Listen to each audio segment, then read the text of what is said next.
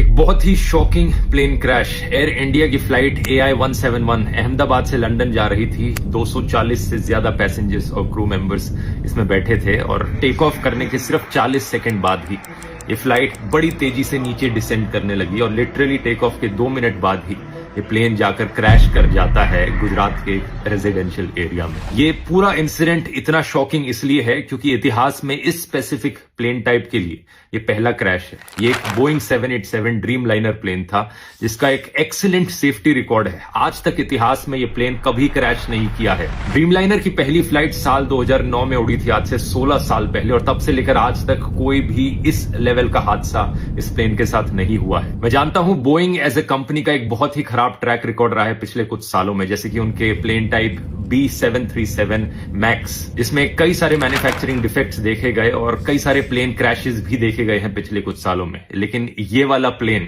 वो नहीं था। इस प्लेन का स्पेसिफिक कोड नंबर VTANB था, जिसे आप इंटरनेट पर जाकर सर्च करोगे तो सारा डेटा मिल जाएगा। ये 11 साल पुराना प्लेन था, कोई ज्यादा पुराना प्लेन नहीं था। ड्रीम लाइनर्स का लाइफ स्पैन 20 से 30 साल तक का होता है। जो पायलट इस प्लेन को उड़ा रहे थे, कैप्टन सुमित सबरवाल, उनका खुद का भी 8200 फ्लाइट आवर्स का फ्लाइट एक्सपीरियंस था, जो कि बहुत अच्छा होता है। तो पायलट भी इनएक्सपीरियंस नहीं थे। अगला सवाल आपके दिमाग में आएगा कि क्या वेदर खराब था? ऐसा भी नहीं था। 1:30 बजे दोपहर के ये क्रैश हुआ। वेदर कंडीशंस अगर देखी जाए तो लगभग 40 डिग्री सेल्सियस के आसपास का तापमान था। कोई ज्यादा तेज हवाएं नहीं चल रही थी। विजिबिलिटी जो थी बहुत ही अच्छी थी, 6 किलोमीटर से ज्यादा की विजिबिलिटी। तो ऐसे में सवाल उठता है कि यहां प्रॉब्लम कहां पर हुई। इसका असली जवाब हमें जल्द ही पता लगेगा। अभी प्लेन के ब्लैक बॉक्स से इंफॉर्मेशन को रिट्रीव किया जा रहा है, लेकिन मोस्ट लाइकली ये पूरा हादसा एक बहुत ही भयंकर टेक्निकल फेलियर का लग रहा है। क्या यहां पर कोई इंजन फेलियर हुआ है मेंटेनेंस फेलियर की वजह से? इसका असली जवाब तो हमें तभी पता लगेगा जब ब्लैक बॉक्स को रिट्रीव करके